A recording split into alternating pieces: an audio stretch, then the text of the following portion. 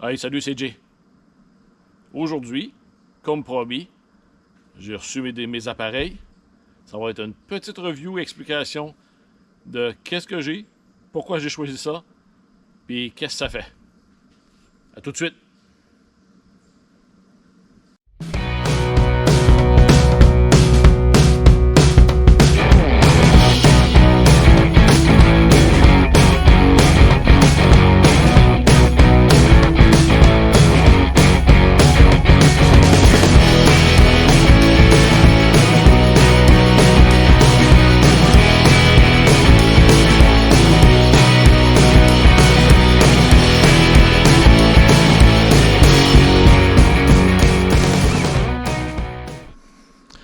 Bon, commençons par...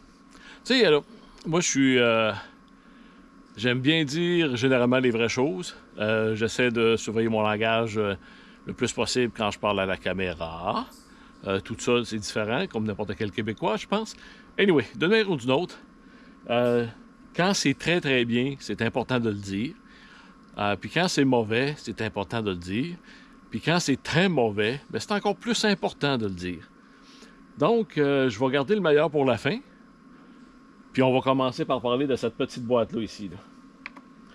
Ça faisait longtemps que je voulais un appareil de ce type-là. Pour plusieurs raisons. Première raison, c'est être capable de charger les caméras, de charger le drone, puis d'avoir un petit peu de plus qu'un petit battery pack, comme on appelle, là. Fait que ça, c'était un des premiers buts. L'autre chose aussi, c'est que dans mon camion, j'ai le 110 volts. Puis quand mon jeune fils vient à faire un tour avec moi, peu importe où ce qu'on va, avec le camion, il est capable de brancher ses jeux vidéo. Puis ça fonctionne, il n'y a pas de problème. Quand on embarque dans l'autre voiture, la Prius, tout ce qu'il y a dans la Prius, c'est une prise d'allume-cigarette. Puis malheureusement, c'est pas assez fort. Même si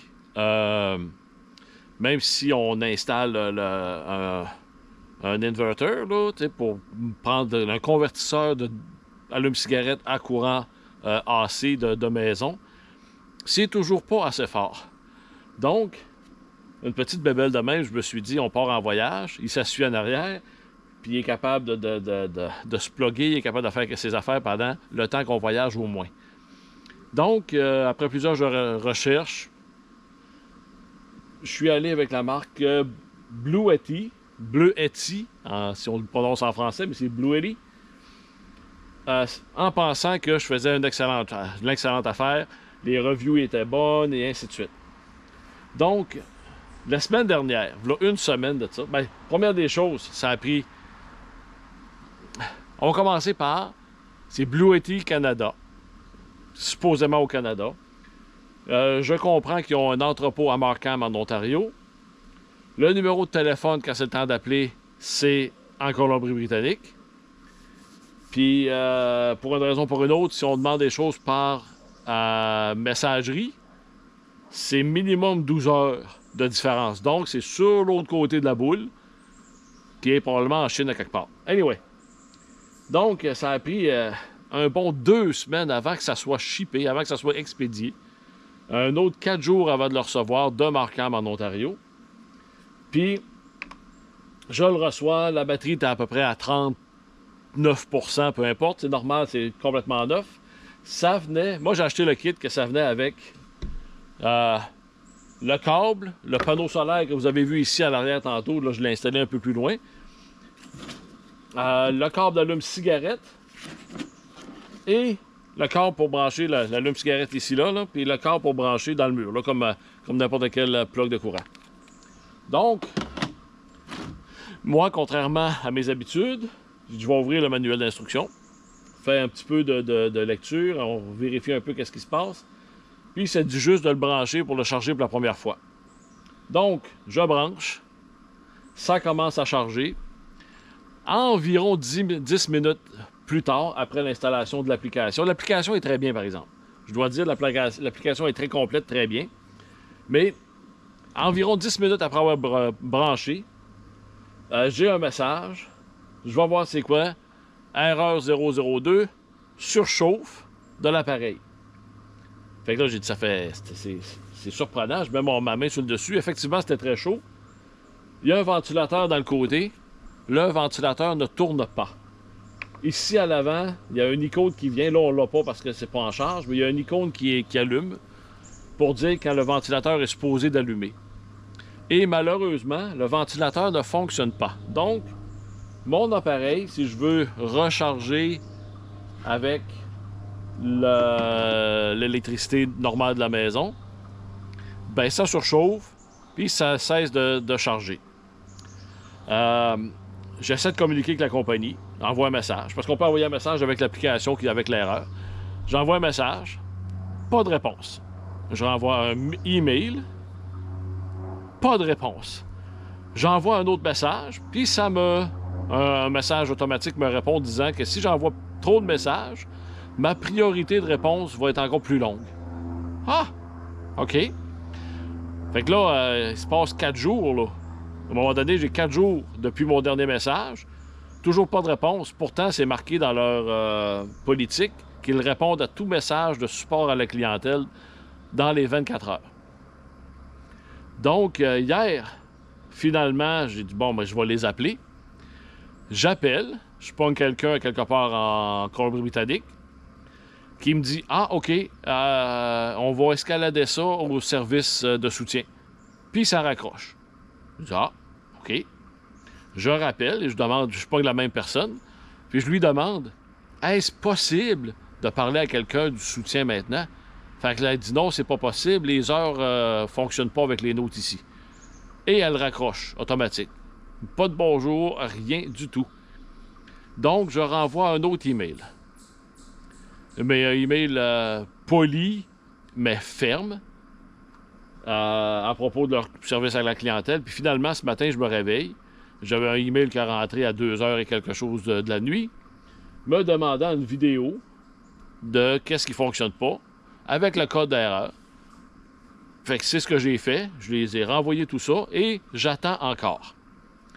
Donc, ma conclusion sur le Blue Yeti Elite 3.0, c'est un 600 watts. C'est 288 watts par heure de capacité. Il y a une entrée panneau solaire jusqu'à un maximum de 24 volts 200 watts.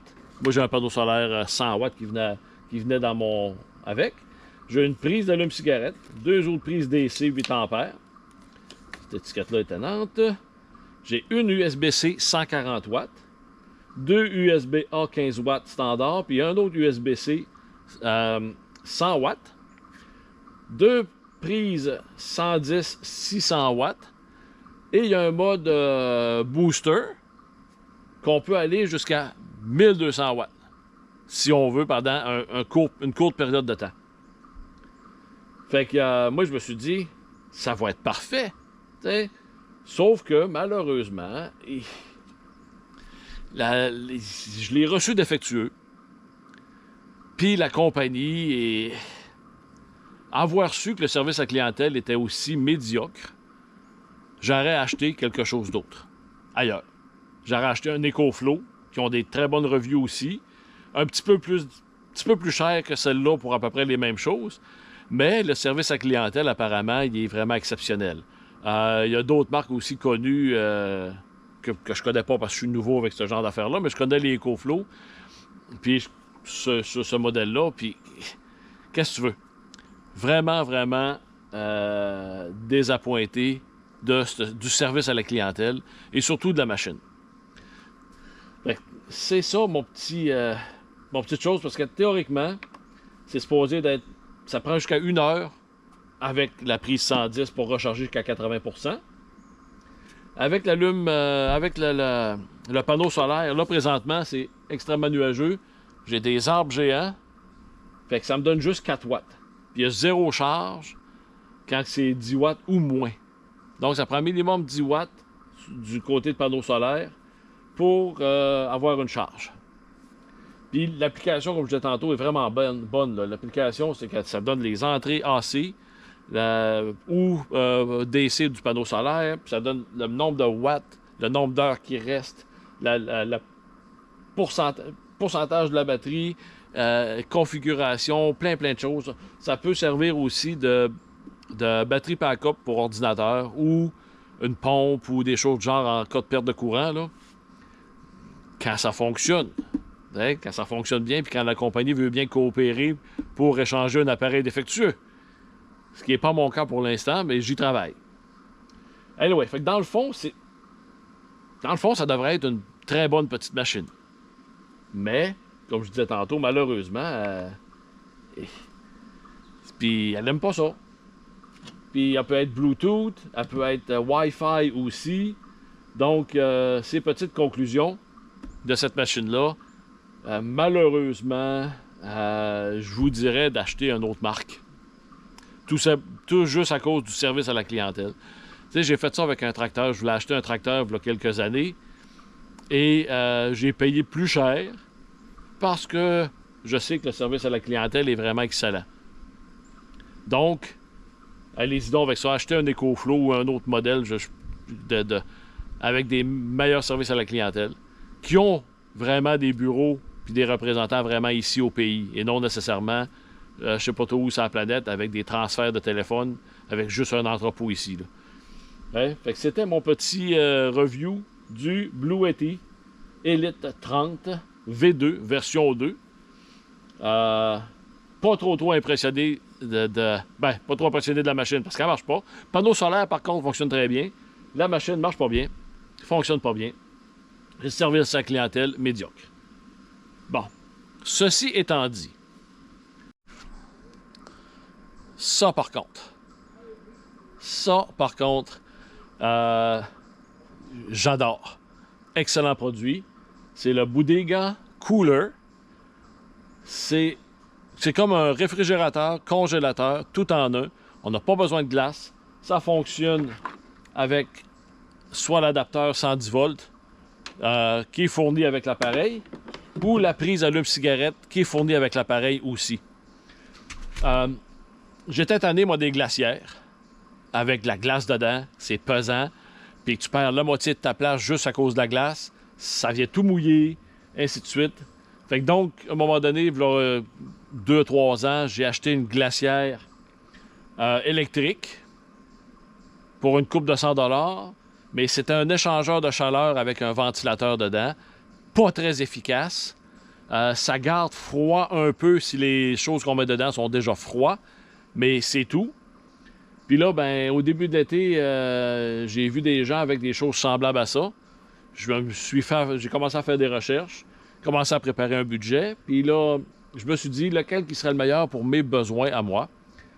Donc, je suis arrêté à celui-là, le modèle T50 de Bodega, et non Bodega, parce qu'on ne fera pas de Bodega ici, mais c'est Bodega, la façon de le prononcer que la compagnie veut qu'on le prononce. Et celui a un compresseur. C'est seulement que à peu près 75 à 80 watts de consommation avec l'adapteur mural. 35 à 45 watts avec l'adapteur d'allume-cigarette fourni avec. Présentement, on est à 39 watts, 35 watts. Puis elle fonctionne, là. Puis celle-là est comme séparée en deux. Il y a deux zones totalement séparées qui peuvent être ajustées séparément. Une zone congélateur, une zone réfrigérateur, et ça peut être inversé. Fait qu'on peut mettre le congélateur d'un côté, réfrigérateur de l'autre, ou ainsi de suite. Et à l'intérieur, il y a une division qu'on peut enlever aussi pour que ce soit juste un gros congélateur ou un gros réfrigérateur. En plus, je vais vous montrer ça dans pas long, plug USB sur le dessus. Il y a une application extrêmement complète pour contrôler quelle zone qu'on veut, et ainsi de suite. Donc, je vous montre ça. Ça, c'est mon petit coup de cœur de cette semaine. Budget, 400$, environ 400$ plus taxes. Il y en a des plus chers. Il y en a des moins chers. Il y en a des plus grosses. Il y en a des moins grosses. Mon budget me permettait d'acheter celle-là. J'ai acheté avec mon propre argent. Hein. J'ai rien eu de commandité. Rien du tout. C'est mon propre argent que j'ai acheté celui-là. Puis j'ai acheté ma petite boîte ici qui ne fonctionne pas, là. Mais qui va finir finalement, je vais avoir... Anyway, on réglera ça plus tard. Donc, Si on regarde cet appareil-là de ce côté-là, je vous fais faire un petit tour, là. Le côté ici, le compresseur est en bas avec 2 ventilateurs pour aspirer l'air d'un côté et l'envoyer de l'autre côté. Ici, il y a une poignée de transport comme ça. Et tout est magnétique aussi. Et il y a une poignée de transport un petit peu plus grande, comme ça ici. Spécialement, ça c'est le QR code pour l'application, spécialement pour la transporter. Il y a des roues en caoutchouc, semi-mou. L'autre poignée de l'autre côté, encore là, il fonctionne très très bien. L'arrière, ben, c'est l'arrière, avec un autre grille de ventilation. Sur le dessus, ici, comme vous pouvez voir, température de côté gauche, température côté droit. Et les autres ajustements qu'on peut faire, il y a un mode écologique, il y a un mode booster aussi, maximum, qui va refroidir le maximum possible. Prise USB, très intéressante. Et si on ouvre ça ici, regardez les deux côtés totalement séparés. Ici, congélateur, là, présentement, c'est très froid. Contrairement à certaines annonces où il y a un panier de chaque côté, il n'y a plus de panier de chaque côté. J'ai vérifié avec la compagnie et contrairement à d'autres compagnies comme Blue Yeti, ceux-là, ils m'ont répondu en dedans d'1 heure. Ils m'avaient répondu me dire que le panier du côté congélateur avait été discontinué et ainsi de suite. Donc, on peut enlever le panier qui est ici. Et ça, c'est le côté, c'est marqué côté fridge, côté freezer, congélateur. Mais on peut interchanger. Et on peut enlever ça ici pour avoir seulement une grosse congélateur ou un gros réfrigérateur. On remet ça. Une autre chose vraiment excellente, il y a une lumière ici, un petit LED, qui allume automatique quand on ouvre la porte. Et lorsqu'on referme la porte, ben, le LED ferme aussi pour économiser de l'électricité.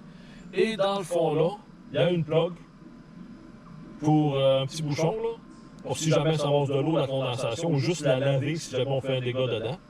Si on fait un beau dégât dedans, ben là on est capable ça va tout simplement se vider par en dessous. Très, très, très belle machine. On peut, comme là, le côté droit est setupé pour moins 10 et le côté gauche pour 4 degrés côté réfrigérateur. Ça fait que c'est ça, ce petit appareil-là. Les deux côtés, vraiment merveilleux. J'adore. 15 à 20 minutes pour que ça aille atteindre les températures. Ben, les températures que j'ai mis là présentement, moins 10 et plus 4. 15 à 20 minutes. Avec l'allume-cigarette, comme je disais tantôt, ça prend de 40 à 45 watts. Petit conseil, faites-la, si vous savez quand vous partez, faites-la refroidir à la maison, complètement froide. Les items que vous allez mettre à l'intérieur, organisez-vous qu'ils soient déjà froides d'avance. Vous allez économiser beaucoup de batterie, spécialement si vous avez une station comme celle-ci, une station électrique comme celle-là ici. Là. Vous voyez, parce que celle-là ici, elle a une capacité de 600 watts quand c'est complètement à 100%. Et fonctionnelle aussi à 100%. Celle-ci ici, sur l'allume-cigarette, ben, sur la maison, ça prend environ 75-80 watts. Sur allume-cigarette, 35 à 45 watts environ, ce que j'ai vu venir jusqu'à date. Présentement, c'est 30 watts à 35 watts. Mettons au pire, où elle travaille très fort, on va dire 50 watts en mode éco. 600 watts ici, divisé par le 50 watts, ça donne 12. Donc, théoriquement, on aurait environ 12 heures de fonctionnement avec la batterie sans recharger rien du tout. une chose très importante, si vous avez un panneau solaire comme celui-là, malheureusement, là, il y a trop de nuages et d'arbres, comme je disais tantôt, mais si je serais installé dans une place un petit peu plus ensoleillée, avec mon panneau 100 watts, là, mettons que je donne avec une efficacité de 60%, donc 60%, ça veut dire que ça me donne 100 watts de recharge, puis ça ici, ça en prend 40 ou 50. Donc, on recharge plus que ce qu'on consomme avec cet appareil-là et une boîte comme ça ici. En théorie, on n'aura jamais besoin de la brancher nulle part. On va toujours avoir de l'électricité pour la faire fonctionner. La journée, ça recharge. On a 12 heures de décharge pendant la nuit. Fait on peut partir en camping, puis ça se déchargera jamais. En théorie. Là, il y a toujours le flacteur. Ces boîtes-là, ici, on peut brancher. Si on charge notre cellulaire, ça va prendre plus de power, et ainsi de suite. On peut aller jusqu'à 200 watts de panneau aussi, là-dessus, ici, qui va améliorer encore l'efficacité du système. Donc, aussitôt que mon problème va être organisé avec ma boîte ici, là, ben, je peux partir à l'aventure pendant plusieurs jours sans me soucier de la température ou d'une glacière, où est-ce que mes vivres vont être encore bonnes ou non, ou peu importe, parce que ça va suffire amplement à organiser tout ça. Et je songe sérieusement, quand le problème avec la boîte va être organisé, d'avoir un panneau solaire 200 watts au lieu que seulement 100 watts, pour m'assurer que je peux charger les caméras en même temps que je garde ma nourriture au frais, ou la bière, ou le vin, ou peu importe qu'est-ce que vous décidez de mettre dans ce glaciaire-là. Tout ça pour dire que, petit coup de gueule, comme on dit, le service à la clientèle et l'appareil Blue Yeti. L'appareil est probablement très bon. Je comprends très bien que des fois, on peut recevoir des appareils défectueux. J'ai pas de problème avec ça. Je comprends ça. Tu sais, j'ai fait de la mécanique professionnellement, mécanique d'avion professionnellement pendant plusieurs années. Je comprends très bien que des fois, on reçoit des choses qui sont pas bonnes d'avance. Mais la compagnie, par exemple, Colin, forcez-vous un peu, là. Au prix qu'on paye nos appareils, ça serait le fun d'avoir quelque chose qui fonctionne. Puis si ça fonctionne pas, ben au moins faites l'effort de vouloir régler le problème. C'est le sentiment que j'ai pas du tout. Là, excusez le bruit par en arrière, là, c'est le camion des vidanges. La journée des vidanges aujourd'hui. Anyway. Fait que pour la compagnie Blue Yeti, là, si vous voyez ma vidéo, là, forcez-vous un peu. OK? Parce que je suis allé voir le BBB, je suis allé voir une coupe de place, puis malheureusement, là, votre score, votre pointage de service à la clientèle est vraiment très, très bas. Puis avoir vu ça avant, j'aurais jamais acheté Blue Yeti. J'aurais acheté une autre marque, comme je disais au début de ma vidéo. Par contre, Bodega, quand j'avais vu avec les deuxièmes paniers, puis j'ouvre le mien, puis il n'y a pas le deuxième panier, je dis, wow, il manque un panier dedans. J'ai communiqué avec la compagnie, puis comme je vous dis, à peine une heure, j'avais déjà une réponse me disant, oh, on est désolé de ce qui s'est passé, blablabla, laissez-moi vérifier. Puis 15 minutes après, la personne m'a renvoyé un autre message pour me dire, ah, je viens juste d'avoir la confirmation que le deuxième panier à l'intérieur a été discontinué, voilà, 1 à 2 mois, peu importe. Et c'est pour ça qu'il n'y en a pas. Mais si j'en veux un, je pouvais en faire la demande, puis il m'en aurait envoyé un pour 20$, je pense, pour 20$. Je pense pas que c'est essentiel. De l'autre côté, je trouve ça le fun si jamais il y a un dégât, peu importe. La plug est juste là, puis on veut pas tout le vider. Fait que là, on sort le panier, puis on tire le bouchon pour vider le dégât d'eau. On remet le bouchon, on remet le panier. Super. De l'autre côté, bah, qu'il n'y en ait pas, moi, personnellement, ça me dérange pas du tout. Donc, tout ça pour dire que coup de gueule, coup de cœur. Environ 400$. Ceci ici, c'était 480 avec 100 watts de panneau solaire.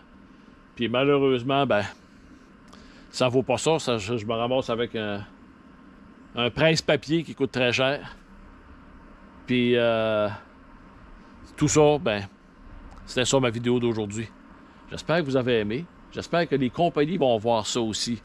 Puis j'espère que vous aussi, vous allez prendre des bonnes décisions. T'sais. Les réfrigérateurs portables comme ça, là, il y en a plusieurs compagnies. Il y en a des plus chers, il y en a des moins chers, il y en a d'une grosse panoplie différente. Gênez-vous pas de faire des recherches, communiquer avec les compagnies. C'est ce que j'aurais dû faire et que j'ai pas fait. Mais c'est ça, gênez-vous pas, communiquer avec les compagnies, organisez ça. Puis je suis convaincu que vous allez être satisfait des produits que vous allez choisir. Et je vous souhaite que des bad luck comme ça vous arrivent pas. Sur ce, bonne semaine. On se revoit pour probablement une prochaine aventure bientôt. Bye!